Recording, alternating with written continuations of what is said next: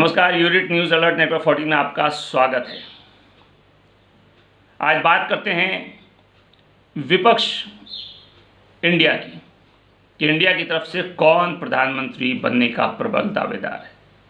आइए देखते हैं कि इंडिया गठबंधन की तरफ से कौन कौन ऐसी शख्सियतें हैं जो प्रधानमंत्री पद पे अपनी दावेदारी को पेश कर रही हैं।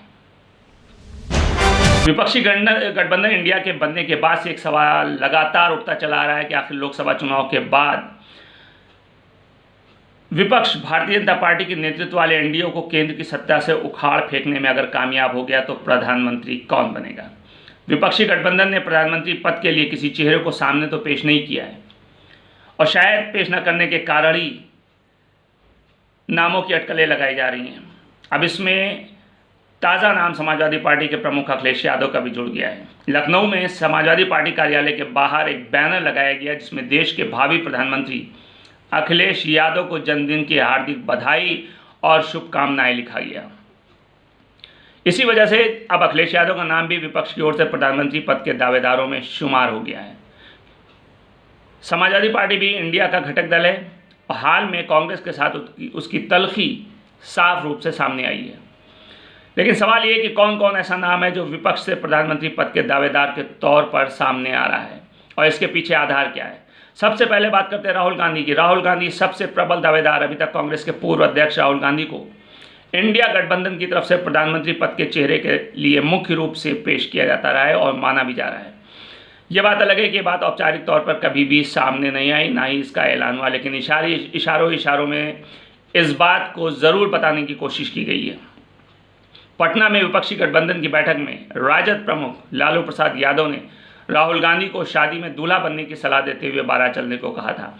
बाद में इस शब्द के राजनीतिक मायने निकाले गए। बाराती से लालू यादव का मतलब विपक्ष के साथ जोड़ा गया था। दूल्हे से राहुल गांधी को इशारों में प्रधानमंत्री पद की उम्मीदवारी सौंपने की बात कही गई थी। हिमाचल और कर्नाटक की जीत के बाद कांग्रेस जिस तरीके से आक्रामक रुख अपनाए हुए है उसमें भी पार्टी के नेता भी राहुल गांधी को प्रधानमंत्री की कुर्सी पर बैठने देखना चाहते हैं और साथ ही साथ इसका श्रेय भारत जोड़ो यात्रा को भी दिया जा रहा है। दूसरा, ममता बनर्जी भी ख्वाहिशमंद हैं, वो भी चाहती हैं। विपक्ष की तरफ से बंगाल की सीएम ममता बनर्जी भी पीएम पद की ख्वाहिशमंदों में शुमार की जा रही हैं। उनकी भी इच्छा है कि वो प्रधानमंत्री बने। बंगाल विधानसभा चुनाव में बीजेपी को पटखनी देने के बाद शायद यह आवाज़ और तेज़ी के साथ उठने लगी है और यहाँ तक कि ममता बनर्जी ने विपक्ष का नेतृत्व करने में कांग्रेस और राहुल गांधी की क्षमता पर भी सवाल खड़े कर दिए थे। ये बात अलग है कि ये बात उन्होंने तब कही थी जब वो विपक्षी गठबंधन इंडिया का हिस्सा नहीं थी।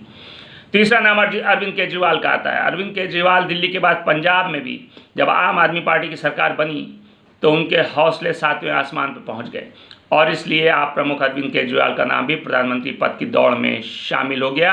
हालांकि उन्होंने अभी तक स्वयं इस बात की इच्छा कभी प्रकट नहीं की है। इसके बाद नीतीश कुमार इंडिया गठबंधन के प्रधानमंत्री पद के उम्मीदवार के तौर पर बिहार के मुख्यमंत्री नीतीश कुमार का नाम भी लगातार सुर्खियों में रह रहा है। बिहार के जदयू नेता और विधानसभा के डिप्टी स्पीकर माहेश्वरी हजारी ने नीतीश कुमार को प्रधानमंत्री पद के योग्य बताया था। उनकी पार्टी के और भी नेता उनके लिए रास्ता हमवार करने की कोशिश कर रहे हैं। नीतीश कुमार का नाम इसलिए भी चर्चा में है क्योंकि इंडिया के घटक दलों को साथ लाने में उनकी काफ़ी भूमिका रही है। उन्होंने कई महीने तक लगातार मेहनत करने के बाद नेताओं को लामबंद करने की कोशिश की थी। अब आखिर में नाम आया है अखिलेश यादव का। मध्य प्रदेश विधानसभा चुनाव में सीट बंटवारे को लेकर समाजवादी पार्टी और कांग्रेस के बीच में जो तल्खी सामने आई, जो बयानबाजी सामने आई, उसके बाद समाजवादी पार्टी दफ्तर के बाहर लगाया गया बैनर भी हर तरफ चर्चा का विषय बन गया, जिसमें इस बैनर में देश के भावी प्रधानमंत्री अखिलेश यादव को जन्मदिन की हार्दिक बधाई और शुभकामनाएं दी गई।